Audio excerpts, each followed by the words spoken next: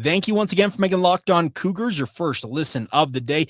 Please continue to subscribe, rate, review, share this with your family and friends. Let them know it's daily BYU content out there if they are interested in hearing all things about the Cougars from yours truly. I appreciate all the support you guys have given us, and it's a really, really fun venture. It's one of my favorite things to do. We're in year 7 of this podcast. It's crazy that time's flying that quickly, but it's been a really, really fun thing along the way as well. All right, time to talk some BYU football. Now, the Cougars have been very meticulous about their work in the transfer portal this offseason. They have not had a ton of roster slots to add guys. Now, the House settlement has been pending out there, and there was some thought when it was originally going to be approved by the judge that was going to necessitate a cut down to 105-man rosters. Well, there has since been updates in that lawsuit that are going to grandfather, as they're using the term, the players that likely would have been cut to get down to 105-man rosters, well, they'll be grandfathered in and won't count against that 105-man cap for however long they're at the program.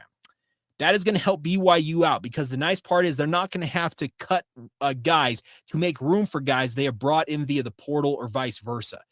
The other side of it is I have looked at BYU and I have talked often about the needs for BYU football, whether they would be to have some wide receivers to come in and fill holes in the lineup in the absence of Keelan Marion. Well, Reggie Frischknecht and obviously Tiger Bachmeier checked that box very, very clearly. BYU wanted to find a quarterback to compete in the Derby to replace Jake Retzloff next year. Well, they added Bear Bachmeier, who's a former 4-star talent from Stanford. They obviously needed some depth on the defensive line. Insert Jackson Kirkland as he comes across back to the state of Utah across the Big 12 ranks from Oklahoma State. Yeah, and then yesterday, we got some good news for BYU in the defensive secondary that Tayvion Beasley is going to be suiting up for the BYU Cougars. I had some brief interactions with him via social media, and what he told me is after playing safety the last 2 years at San Diego State, albeit undersized, because they listed him at 5'11", 175 pounds. That's small for even a G5 safety. He told me that he is planning to play cornerback, and that's where he's slated to play for the BYU Cougars as a junior this coming fall for BYU. Now, if you look at his stats, there's nothing really to write home about. He appeared in all 12 games last year for San Diego State, 5 of them as a cornerback / safety, but more often than not, he was relegated to special teams duties, seeing action in 12 games and garnering just 1 tackle against UNLV on November 16th. He redshirted in 2023 after originally joining San Diego State from Colorado. He was a 3-star prospect at a St. John Bosco High School back in 2022, and then ended up at Jackson State with Deion Sanders, ended up playing in 9 games, finishing that season with 8 tackles, 2 interceptions, 3 pass breakups, and 1 fumble recovery. So quite literally, his best year to date in his career was his true freshman campaign. But the funny thing about this is it's funny how relationships established early on in the recruiting sphere can pay off literally years down the line. Some of you may have seen this yesterday on social media, but it's true that back in 2019, so we're talking almost a full 3 years before he signed to play for Jackson State, Tayvion Beasley's first ever Division I offer came from none other than Brigham Young University and cornerbacks coach Jernaro Gilford. Now, 6 years later, after he has played at 3 other programs, that's beside the point. Welcome to the new era of college football. If you think it's ruining the sport, I can't help you, but it's the era that we live in. The bigger point is his relationship with Jernaro Gilford and the BYU football program dates back over half a decade and has paid off now as he comes into BYU.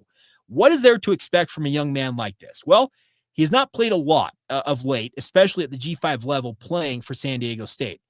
Is there some question about his effectiveness at this level? Probably. I would actually have that question mark about him.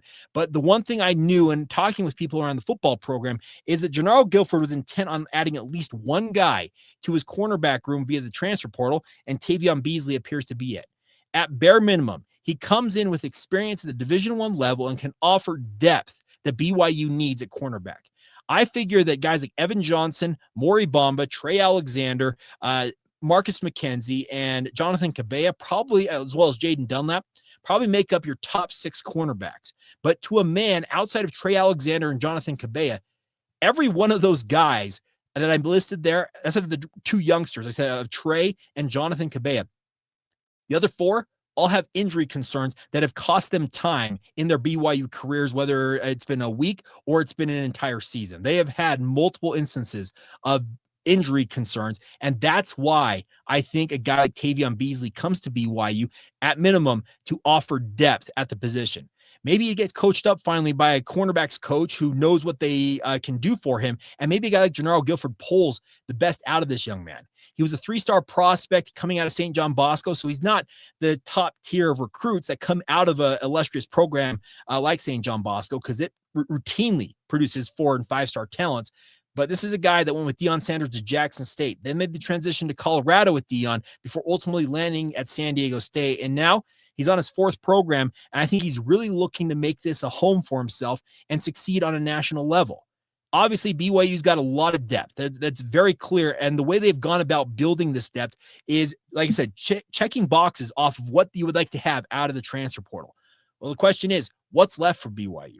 Based on people I have talked to, really the only thing left, and there's obviously an opportunity if BYU finds one of those diamonds in the rough that they think is a best player available scenario, yeah, they'll add that player. But really the only position that I could think of, and what I have been told, that remains on the wish list for BYU, and it may not be a glaring need, much like this with Tayvion Beasley. It was not one of those things that you absolutely had to have it. It was just a nice thing to bring in to BYU to have that extra depth, is along the offensive line, particularly at offensive tackle. Now, offensive tackles are at a premium in the transfer portal. There's a few positions out there. They are quarterbacks, running backs, also offensive tackles, and defensive linemen, interior defensive linemen, particularly defensive tackle. They command a premium in the transfer portal market because they don't have a lot of those guys that go on the open market that are what teams are looking for. So the nice part is, if you've kind of been looking at BYU and saying, okay, what do they need out of the transfer portal? They have essentially checked every box that I myself would have created, and people inside the program have told me BYU is targeting when it comes to the transfer portal. They have ticked every single one of them off. And that's a credit to Kalani Sitake and his staff being, as I mentioned, meticulous in how they went about evaluating guys and not breaking the bank for any one single guy out there. That's the other part about it, is a guy like Keelan Marion. He wanted a whole lot of money that BYU was not willing to break the bank for and set a bad precedent going into this revenue share era. And they said, hey, we wish you well. Best of luck at Miami. Now we're going to turn around and add a guy like Tiger Bachmeier and Reggie Frischnecht, who we think in tandem should replace your production.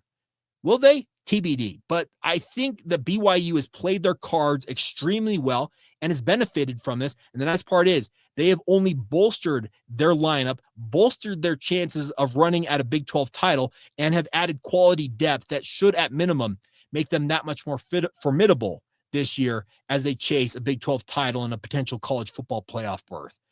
It's a really, really nice place to be in for the BYU football program. They've already got a lot of pieces returning, and all they've done via the transfer portal is really kind of bolster that. And the last thing that's on my checklist is the offensive line. All right, we'll finish up today's show, flipping back over to basketball just for a minute. We have seen a lot of hoopla surrounding the, quote, capture the flag, unquote, movement about Cooper Flagg and the number 1 overall pick in the NBA draft next month. Well, could all that hoopla be going from Duke to BYU next year? I sure think so, and I'll explain exactly why coming up next right here on Locked On Cougars.